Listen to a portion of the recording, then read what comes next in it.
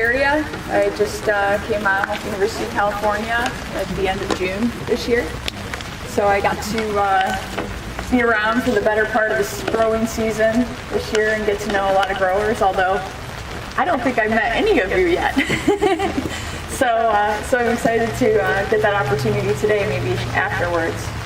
But yeah, so today I'm going to talk about salinity management, and in my short time here, I've gotten some exposure to some of the different salinity issues that we have across Fresno County, and it varies quite a bit from east to west. But I'd say the majority of the problems I've seen are on the west side.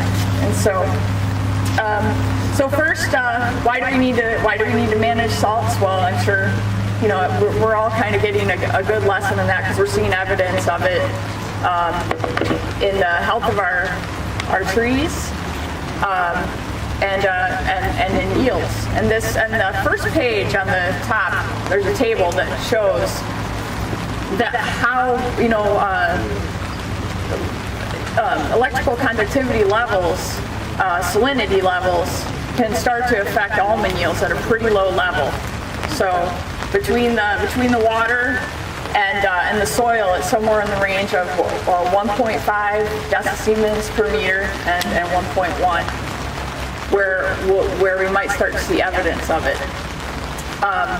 So that the graph that you're looking at, or I'm sorry, the map that's on the page there is an example of a lot of growers that I've talked with this year who have shared some of their well water analysis data.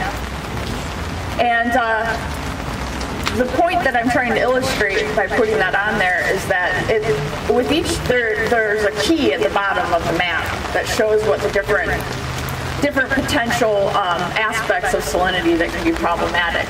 So SAR levels. SAR refers to the proportion of sodium ions in relation to calcium and magnesium. That's how that's calculated. So sodium becomes a problem when it becomes disproportionate to other cations in soil. So the rule of thumb is maybe above an SAR of about 5. So any of the circles that you see on that map with that blue color may have SAR issues. When there's a combination of colors on each one of those dots, then you'll see that a lot of people, they're not just having one particular issue with a particular salt. And so it's important to do soil and water testing to see, what is my biggest priority. If you're out close to west side and you're starting to deal with some significant boron issues, you may be able to manage for maybe sodium or chloride issues in addition to your boron leaching program. So getting a water test, looking at your soils is going to give you an idea of what's the biggest problem that you're facing. So the bold circles indicate around the edges of the dots indicate where people are going to potentially have some infiltration issues, and we need to think about doing some calculations to see, okay, depending on if I've got high pH, if I've got high carbonates, bicarbonates, do I need to amend the pH of the water? How much gypsum do I need to apply? And there's a lot of pretty basic calculations. I'm going to try to just go through some rough estimates with you that you could get a little bit more precise calculation based on the information that you know about the level of salt in your water and your soil.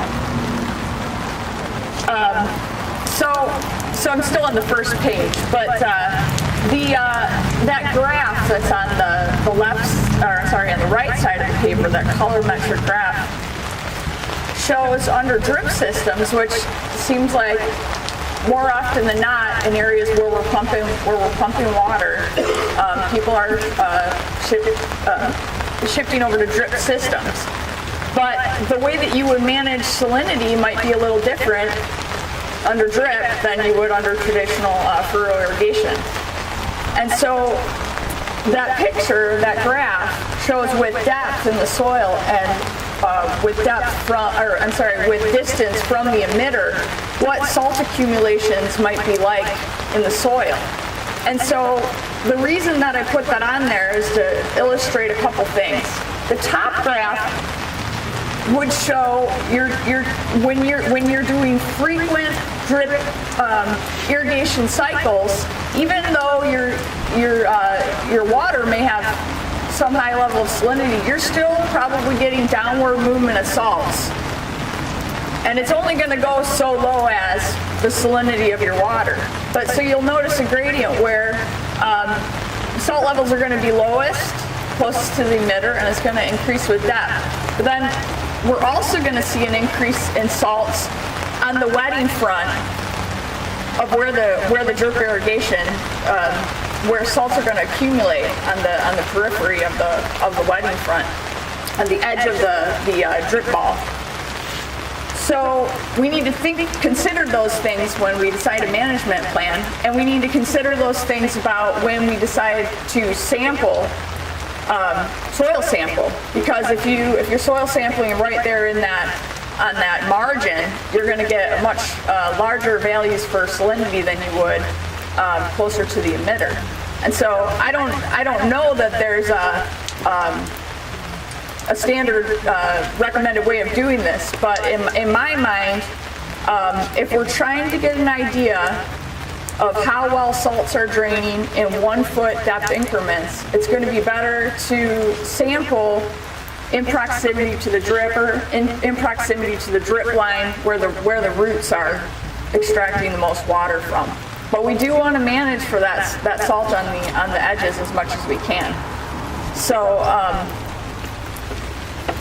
another point that I wanted to make is why do this in the winter?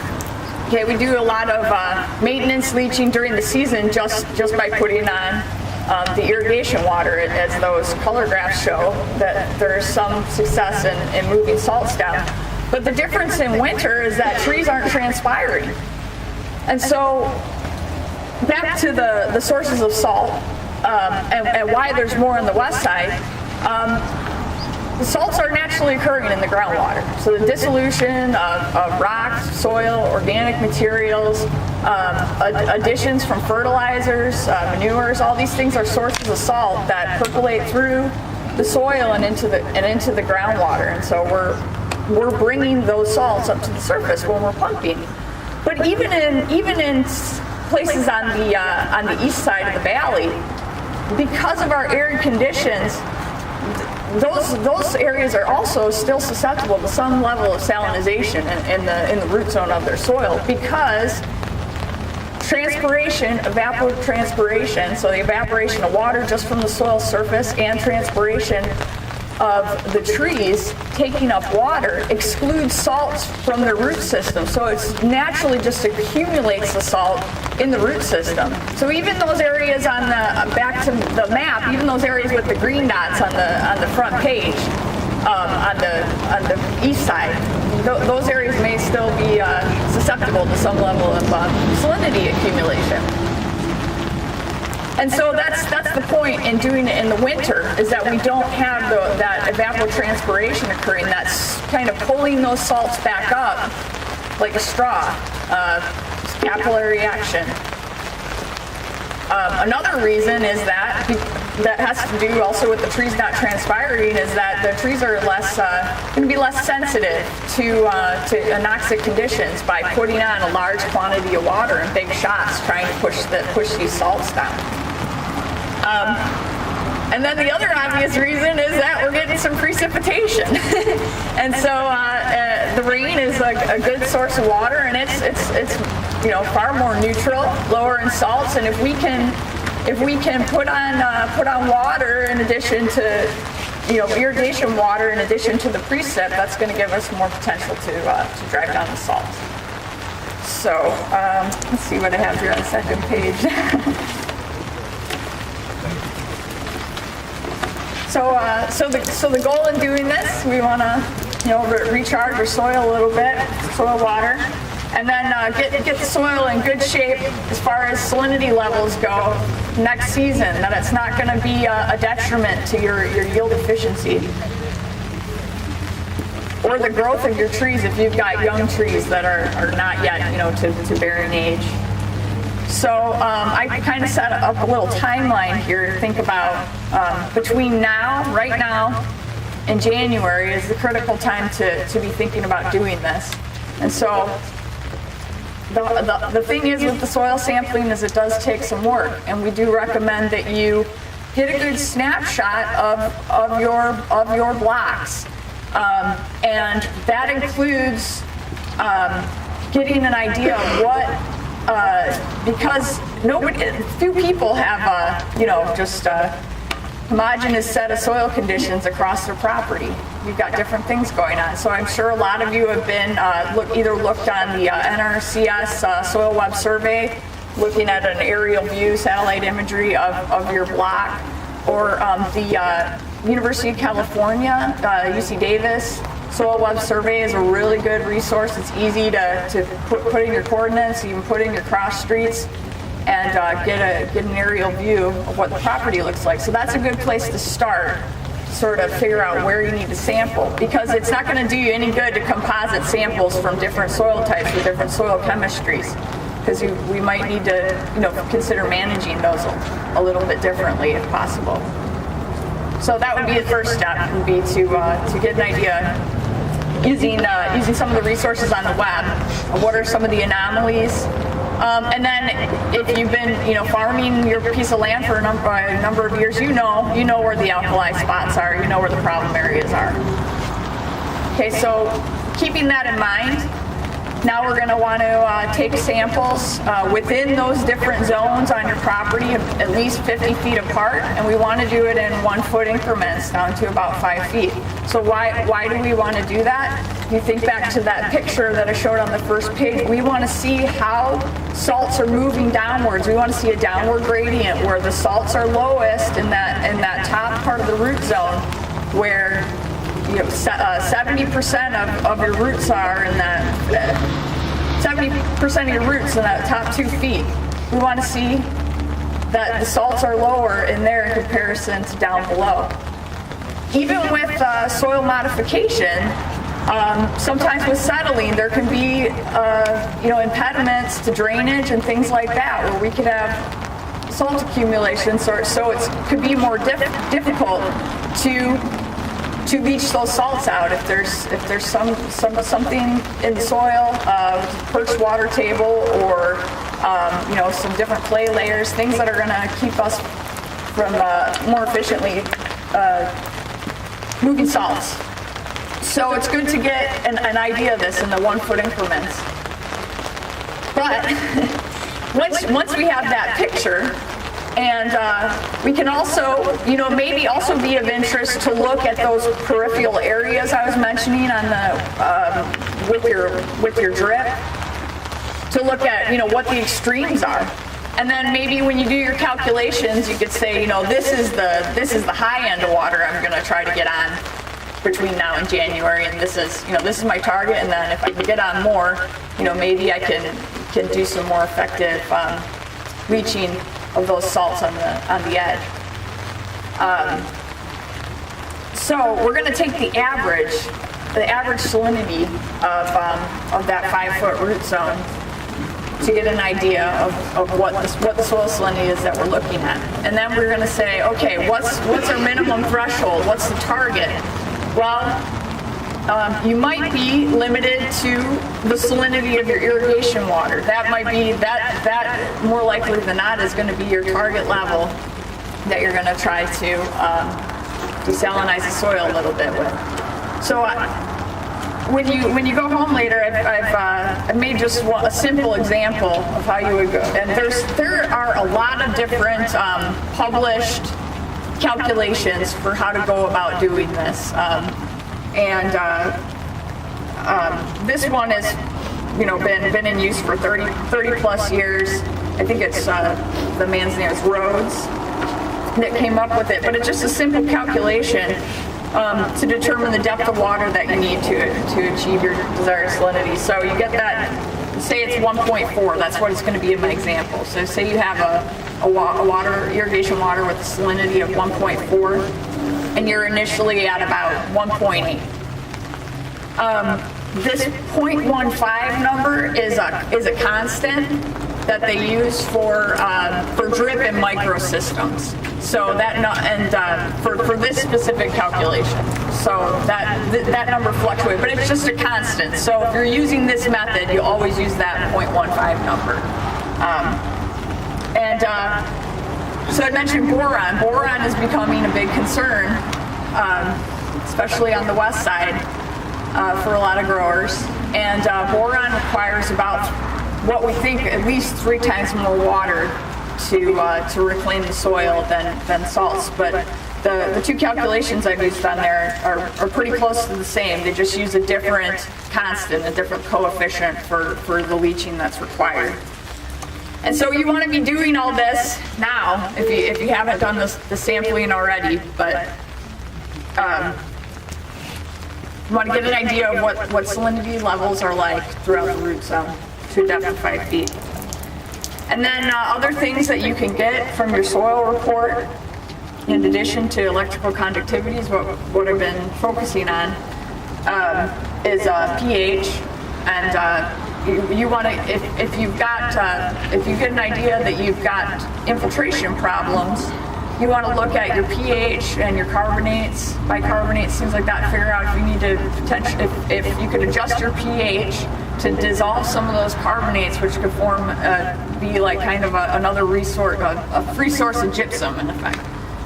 So those amendments would need to go on in addition. But I show that ratio, that SAR to the electrical conductivity of water, and if it's above 5. You may be looking at some infiltration issues in your soil, so you want to consider doing some amendments, but I'm not going to go over those calculations today. And so what we want to do by November is getting our soils to field capacity. So this rain is a good jump on that. Use whatever soil moisture monitoring tools that you have if you're using any. But for a sandy loam or a loam soil or clay loam, we want to get on somewhere between 3 to 6 inches to fill the profile, and you exclude those numbers from your calculations. So your leaching fraction that you calculate doesn't include that 3 to 6 inches that you would put on initially to fill the soil profile. You want to let things drain for 2 to 4 days. I guess thinking is that you don't want a lot of standing water, even though the trees are, they're less susceptible to stress. I don't know that it's good for to keep this as a constant. We want to let things drain, give it another shot. So we want to let the soil drain, give the salts an opportunity to drain out. So I've just put on a simple calculations to give you an idea how many gallons of water you're looking at that you need to apply between now and January. You can calculate, use these calculations in bold on the top to figure out the depth of water you need in inches. And then think about what your tree spacing is in the orchard. The example I used was for just a 20 by 20 spacing, just for simplicity. And then you can convert that into gallons per foot. And then from that, you can determine, if you know what your output is. So if you've got, if you're using a double line drip system and you've got 10 emitters, if you've got 20 by 20 spacing and you've got emitters every 4 feet, then you've got 10 emitters per tree roughly. Now the flaw in this calculation that I made is that you're not going to get 100% coverage from drip in that 20 by 20 foot spacing. So these estimates may actually be a little bit of overkill in regards to what you're going to need to put on to leach those salts. So this is probably erring on the side of more water, because your area of influence with your drip in that 20 by 20 area may be more like 60% or so. So yeah, based on what what your flow, your GPH is, if you're using drip, you should be able to get a rough calculation of how many hours and how many full day irrigation sets you need to do. The reason that we say to get this done by January is because the trees are going to start waking up, and they start putting out the roots, and then they're going to be sensitive to the lack of oxygen that they're being subject to with putting out all the water. So, and I'm sure I've missed a lot of important information, but I think I'll see if there's any questions right now. And hi. Yeah, has there been any work about how much is maybe too much water? And the reason why I ask that is on the east side, there's been some talk about on-farm water storage, especially with grapevines, but can you speak to that to Ahmed about